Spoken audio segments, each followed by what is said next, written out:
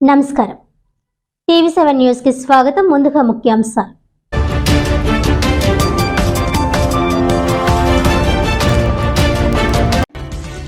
రాష్ట్రంలో వైసీపీ ప్రభుత్వంపై ప్రజల్లో తీవ్ర వ్యతిరేకత.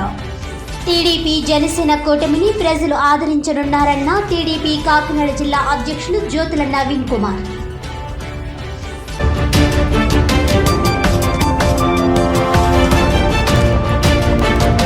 ప్రభుత్వ సంక్షేమ పథకాలను అర్హులైన లబ్ధిదారులకు అందించడంలో వాలంటీర్ల పాత్ర అత్యంత కీలకం. ప్రభుత్వ ఆదేశాల మేరకు రాగిరెడ్డి కళాక్షేత్రంలో శనివారం వాలంటీర్లకు వందనం కార్యక్రమంలో కాకినాడ సిటీ ఎమ్మెల్యే ద్వారంపూడి చంద్రశేఖర్ రెడ్డి.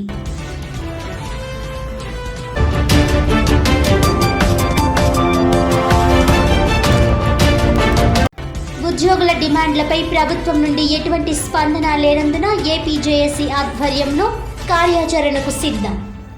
ఈ నెల 20వ తేదీన భారీ ఎత్తున మహాధర్నా మరియు ర్యాలీ నిర్వహించనున్నట్లు వెల్లడించిన AP JAC chairman Rammohan Rao.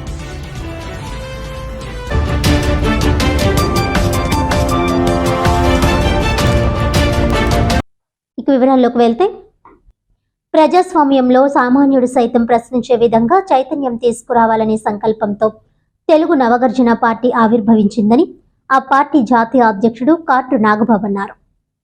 ఈ సందర్భంగా ఆయన మాట్లాడుతూ, అవినీతి అక్రమాలతో కూరుకుపోయిన నేటి రాజకీయ వ్యవస్థలో సమూల ప్రక్షాళన చేసే విధంగా తెలుగు నవగర్జన పార్టీని ఏర్పాటు చేయడం జరిగిందని, పార్టీ అజెండా మేనిఫెస్టో విషయాలను తెలియజేసేందుకు ఈ నెల 20వ తేదీన కాకినాడలో తెలుగు నవగర్జన పార్టీ ఆవిర్భావ సభను దంటు కళాక్షేత్రంలో ఏర్పాటు చేయడం జరుగుతుందని అన్నారు. శనివారం కాకినాడ లక్ష్మీనారాయణ రోడ్ 5లో తెలుగు నవగర్జన పార్టీ కార్యాలయంలో విలేకరుల సమావేశంలో ఆయన తెలిపారు. రాష్ట్రంలో అనేక రాజకీయ పార్టీలు ఉన్నాయని, మా పార్టీ మాత్రం యువత కోసం ఆవిర్భవించిందని అన్నారు. ముఖ్యంగా మా మేనిఫెస్టో సామాన్య మధ్యతరగతి కుటుంబాలతో పాటు నిరుద్యోగ యువతకు సంబంధించి ఉంటుందని తెలిపారు. ముఖ్యంగా జీరో బడ్జెట్ పాలిటిక్స్ కి శ్రీకారం చుడతామని అన్నారు. మా పార్టీ కార్యాలయం నుంచి 20వ తేదీన భారీ బైక్ ర్యాలీని నిర్వహిస్తామని అన్నారు. లక్ష్మీనగర్ నుండి గుడారిగుంట మీదుగా దంటు కళాక్షేత్రానికి చేరుకుంటుందని ఆయన అన్నారు. ఆయన వెంట ఎలిపే తరుణ్ కుమార్, మల్లాడి కృష్ణారావు తదితరులు ఉన్నారు.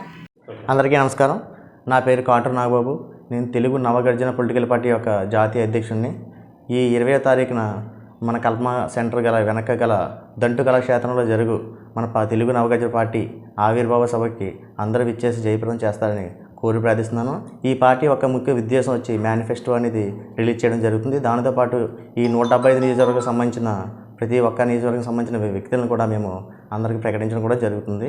సో అందరూ వచ్చి 50 మంది వచ్చి ఈ సభను మమ్మల్ని ఆశీర్వదిస్తారని కోరి ప్రార్థిస్తున్నాను. Thank you.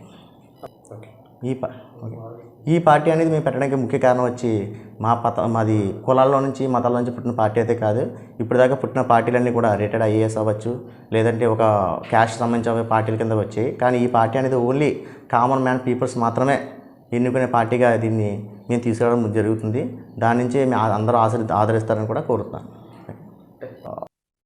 ఆకాశాన్ని అంటుతున్న ఆస్తి పన్నుపై యుద్ధానికి మేము సిద్ధమనే కార్యక్రమం Kakinada city Janasena party PSC సభ్యులు ముత్త శశిధర్ నాయకత్వంలో స్థానిక బాలాజీ చెరువు సెంటర్ వద్ద సిటీ సహాయక కార్యదర్శి మిర్యాల హైమవతి, 36వ డివిజన్ అధ్యక్షులు సుంకర సురేష్ల ఆధ్వర్యంలో జరిగింది.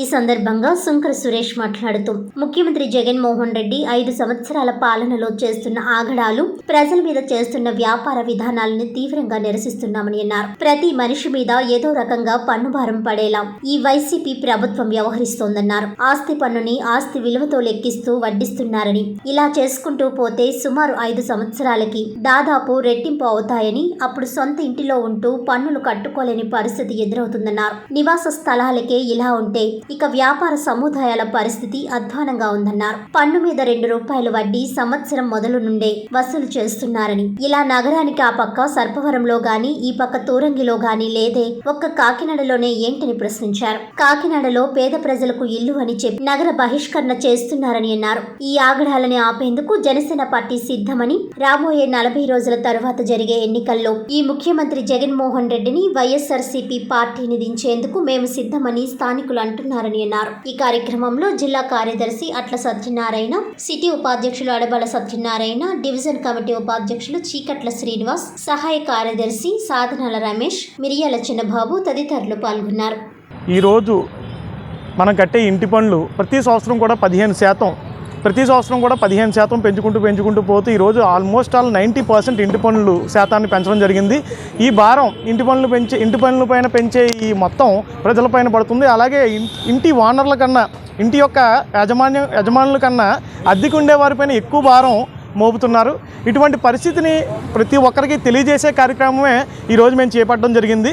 స్థానిక 36వ డివిజన్లో ప్రతి ఇంటికి కూడా వెళ్ళి ఇలా పోస్టర్లు చూపించి మా జనసేన పార్టీ తరఫున ఇంటి పనులపైన మీరు పడే బాధ ఎంతవరకు మీ పైన భారం పడింది అనే విషయాన్ని తెలియజేసే కార్యక్రమమే ఈ కార్యక్రమం కాకినాడ జనసేన పార్టీ తరఫున 36వ డివిజన్లో స్థానికంగా మేము నిర్వహించడం జరిగిందండి.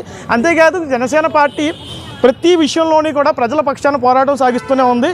వచ్చే సార్వత్రిక ఎన్నికల్లో ఖచ్చితంగా జనసేన గాజు గ్లాసు గుర్తుపైన మీరు ఓటేసి జనసేన ప్రభుత్వాన్ని నెలకొల్పాలని మనస్ఫూర్తిగా ప్రతి ఒక్కరికి సవినయంగా తెలియజేసుకుంటున్నామండి. అలాగే జగన్ గారి ప్రభుత్వం సిద్ధం అని మొదలుపెట్టి కొన్ని 100 కోట్ల రూపాయలు పోస్టర్లు కొట్టించిందండి. ఈ రోజున మేము 100 కోట్ల రూపాయలు వెచ్చించే పార్టీ కాదు, మేము ప్రజల్లోంచి పుట్టుకొచ్చిన పార్టీ.